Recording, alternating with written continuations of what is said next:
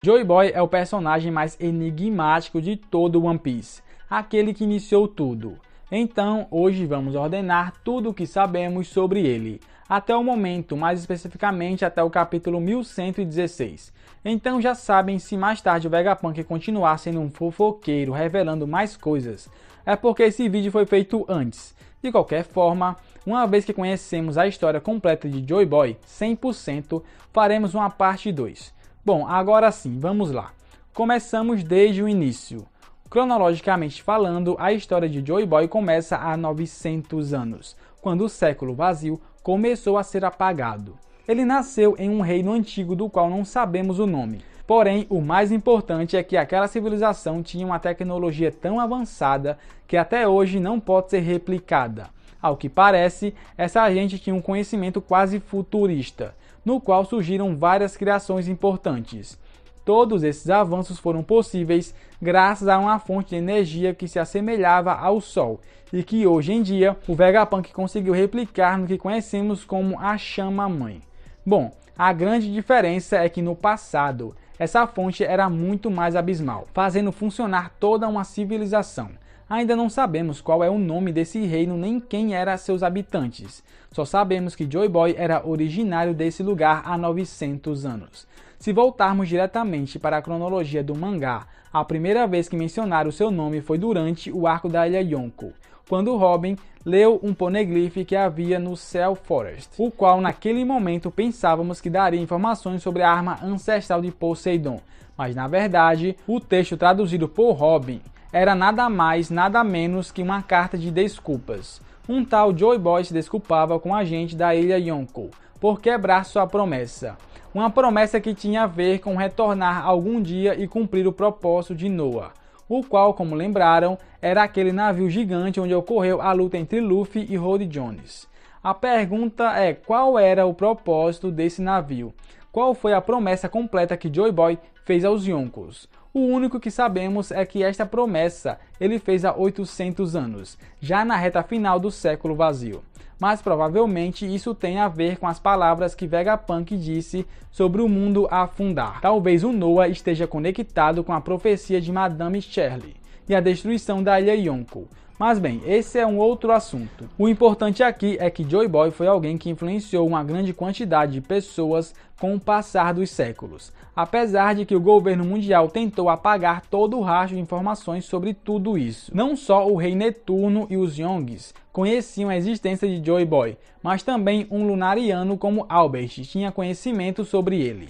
É muito provável que essa raça o tenha conhecido antes do governo mundial os exilar da Red Line, e ao longo dos séculos sua existência foi passada de geração em geração até chegar a King, que é o último membro vivo dos Lunarianos. Por isso ele pensava que Kaido poderia se tornar o novo Joy Boy, se ele se tornasse o rei dos piratas. Em conclusão, a influência de Joy Boy é algo que ainda está presente até hoje em One Piece. Raças como os Yongs e os Lunarianos. Bom, é o único que resta, ou até mesmo os gigantes, o que conheciam. Joy Boy nasceu no reino avançado, mas em algum ponto de sua vida decidiu se aventurar pelos mares para se tornar o primeiro pirata da história.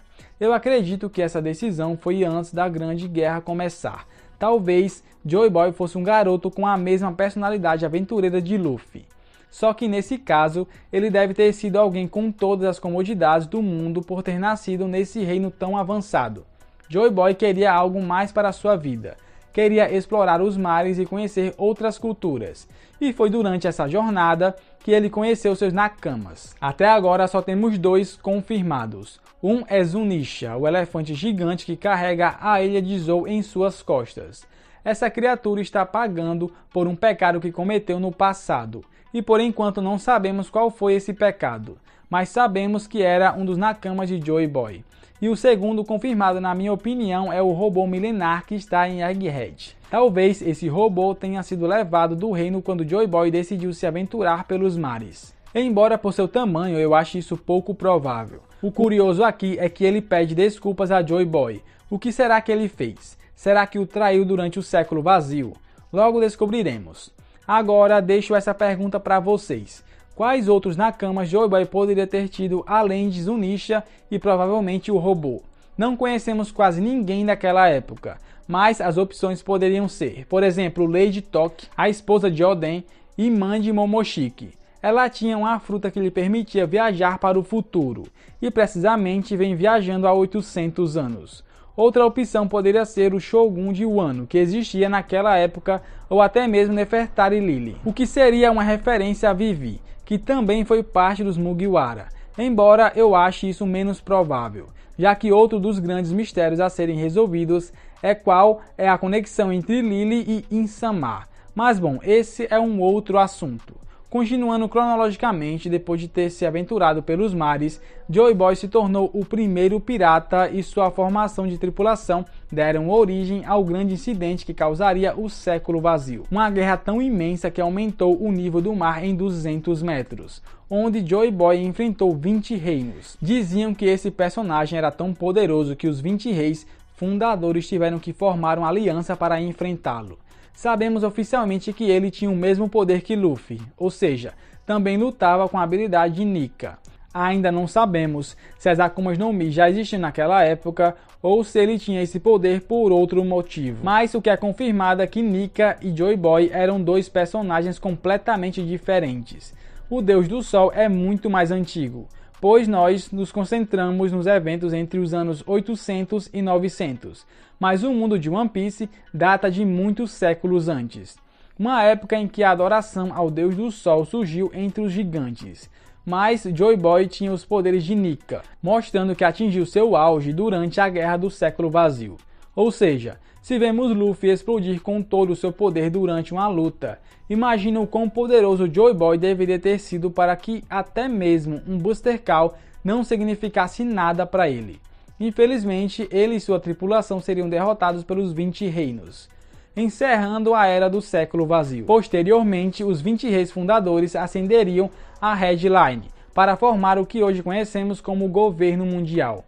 Enfim, todos exceto Lily, que misteriosamente desapareceu com a queda de Joy Boy, encerrando a primeira Era dos Piratas. Mas ainda não sabemos qual foi o gatilho para essa grande guerra que apagou 100 anos de história.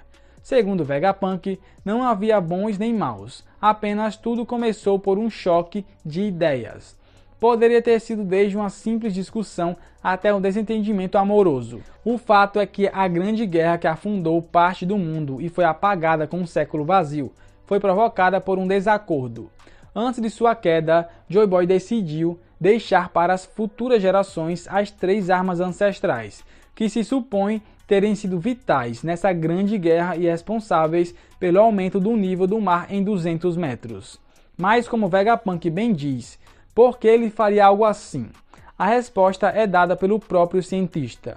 Aquela guerra que começou há 900 anos ainda não terminou.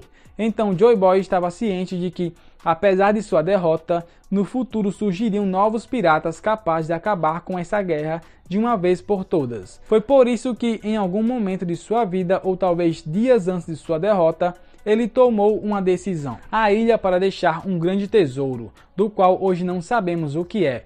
Os únicos que o descobriram foram Roger e seus companheiros, os quais batizaram esta ilha como Laugh Tale. No local estão as respostas para todos os mistérios. Bom amigos, essa é a cronologia completa sobre Joy Boy, até o momento. Ainda faltam muitos detalhes sobre o personagem, que provavelmente serão revelados nos futuros capítulos. Nesse vídeo fiz uma viagem por tudo que sabemos até o 1116. Enfim amigos, é isso por hoje. Depois de todas as revelações que Vegapunk soltou, estava ansioso para organizá-las, então o vídeo de hoje será de grande ajuda para lembrar todos esses dados sobre Joy Boy. Embora, como eu disse, Vegapunk pode continuar bisbilhotando e talvez no próximo capítulo nos revele mais coisas sobre o personagem. Seria uma pena para mim, mas bom, eu teria que fazer uma parte 2. Vocês sabem que se quiserem ficar atualizados com todas as novidades de One Piece, então já sabe, né? Se você não quiser perder a parte 2 desse vídeo, deixa o like nesse vídeo, se inscreve no canal e, claro, ativa o sininho para não perder as notificações, beleza? Muito obrigado por terem visto o vídeo até aqui. Valeu!